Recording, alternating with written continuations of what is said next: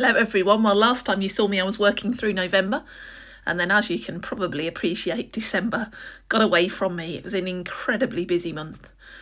But now you're joining me in the new year in 2024 for my Chaos to Calm series. Every year I follow the Bowlful of Lemons home organisation from the beginning of the year. And so the first week is the laundry. And so let's get on and sort the laundry. So the first instruction is to go through every item in the room, so in the laundry, and then decide what to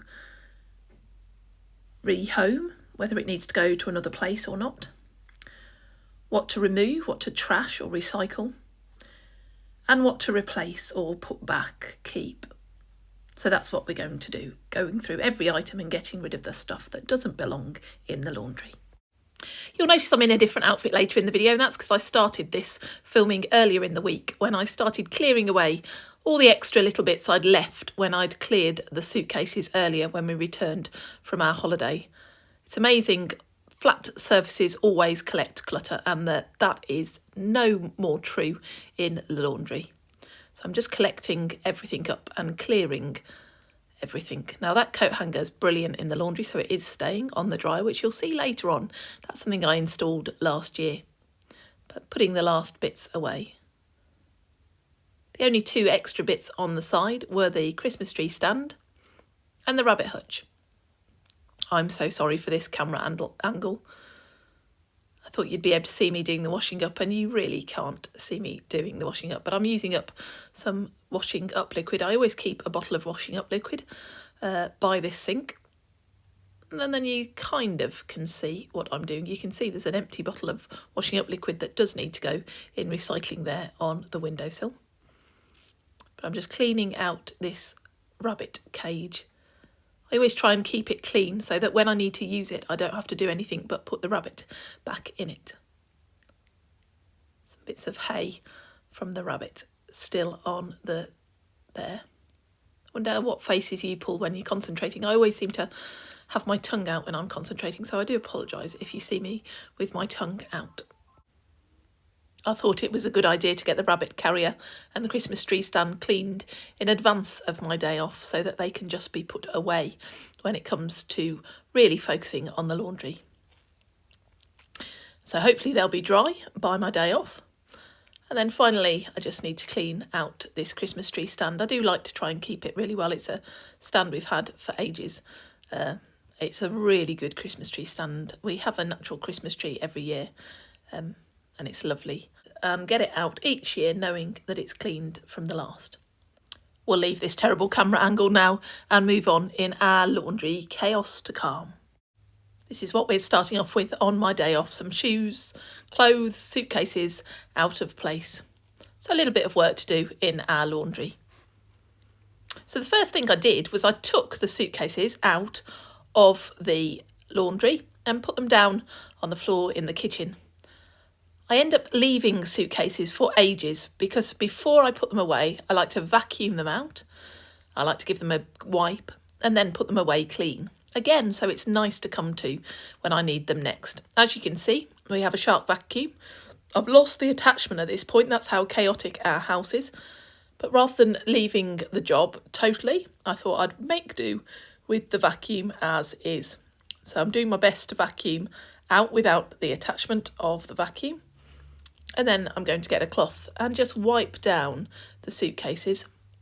And then while I'm cleaning the rest of the laundry, I can just be leaving the suitcases to dry out thoroughly before I put them away.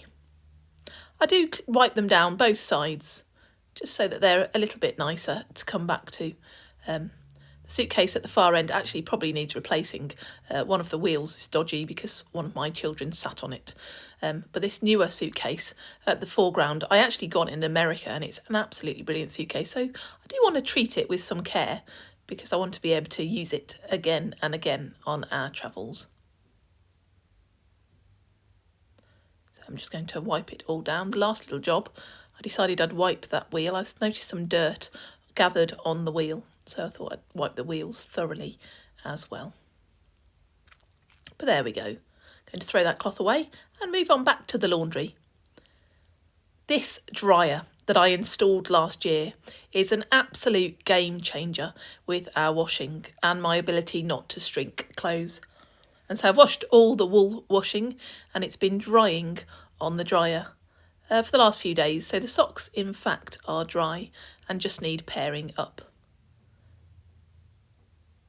It is quite cold in this area at the moment, and so I am just noticing that some things haven't quite dried, so they can just stay on the dryer. It's not ideal, it's not perfectly clean, but it's normal life that things are drying on the dryer. So I'm just getting all the socks down, turning them the right way round. People in my family have a tendency of taking them off the wrong way round. I bet you do have that in your family too. These snoods that we were using for our skiing can just go straight away in the scarves and gloves box. That job done, I returned to carry on taking things off the dryer. I do have a tendency to leave things drying for quite a while. I can hang this dryer even higher to the ceiling, which means it's totally out of my way and I can just leave things to dry there. And sometimes they are left to dry too long, but hey, no one's perfect. I'm just going to show you all the socks now that I'm pairing. As you can see, there's a little bit of a problem to start with, in that we have quite a number of socks with only one sock on. But that's okay. We'll carry on pairing them up and I'll go and find the other pairs. They're obviously drying somewhere else. There was a lot of washing to dry after we returned from skiing. But once everything had been rehomed and everything was re-established, it was time to move on with the cleaning of the laundry. And Bowlful of Lemons suggests to start with cleaning the windows. So that's what I did. Cleaned the windows, as you can see. And while I was up on the shelf, I thought I might as well clean the shelf too. The next instruction is to wipe down doors, basins and knobs. I'm afraid I forgot to record myself doing that. And then to wipe down the shelves and the cabinets. And so again, just using a bit of the soap, the dish soap, I decided to wipe down the surfaces. And just watching this film back, it's so lovely to look at that shelf and see how clear and simple it is now. I really appreciate that. The next instruction is to clean the washing machine and clean the dryer, including vent. That's something I did earlier in the year, but something I can't really do while the rabbit hutch is in the laundry. And so rather than not doing anything, I just gave them a quick wipe down, but I can come back to that later in the year. But it's been done quite recently, I can assure you of that. But there we go, giving a final wipe down. Now we bring the rabbit hutch into the laundry when it's too cold outside for the rabbit. And so it has been a little bit of a difficult one to film with a rabbit hutch in. It's not the easiest room to clean when you've got a rabbit in your room. But I'm glad that we've done this so far, because rather than putting it off and not bothering starting the home organisation, I've actually started with the organisation and done the laundry first, because that's what it suggests. I'm just giving the sink a thorough clean as well. This sink serves us well, being just by the back door. Clean a lot of different things in here, from paint trays to rabbit cages. But it's good to give it a good wipe down from time to time.